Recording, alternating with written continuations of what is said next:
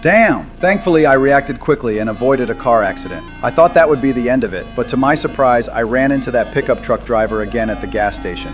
Nice car.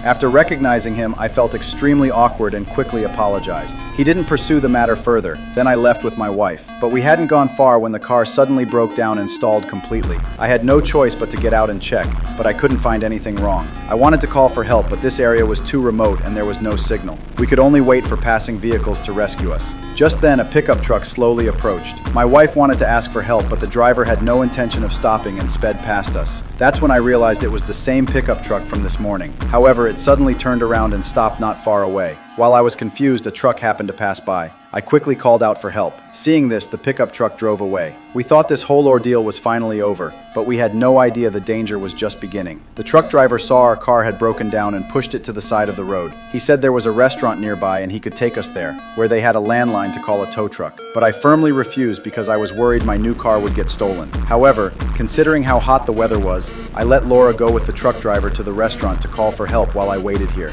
But after they left, I waited for a long time and the rescue never came. Left with no choice, I did a thorough inspection and discovered that a wire had come loose. I quickly reconnected it. Then I immediately went to the restaurant but didn't see any sign of Laura. The restaurant owner also said that no big truck had been there. That's when I realized something was seriously wrong. I then drove around searching for Laura and spotted that truck on the road. I immediately chased after it. Hey!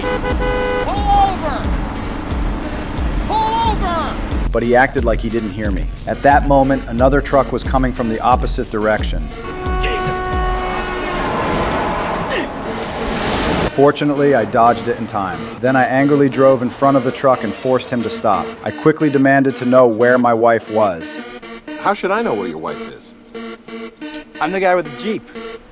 He gave my wife a ride. You were supposed to drop her off at Bell's Diner. But he kept playing dumb, claiming he'd never seen me before. I immediately realized the situation was bad and rushed to the truck to search for any trace of my wife. But the door was already locked. While we were arguing, a police car passed by. I quickly called out to the officer for help and told him what had happened. The officer asked the driver to open the door. However, after a thorough search, there was no sign of Laura. Since the truck had nothing suspicious, the police told me to file a missing persons report. But when I arrived at the police station, I was stunned. It turned out that in this remote small town, many people had gone missing, and the walls were covered with portraits of people who were never found. At that moment, I realized that if I wanted to find my wife, I could only take matters into my own hands.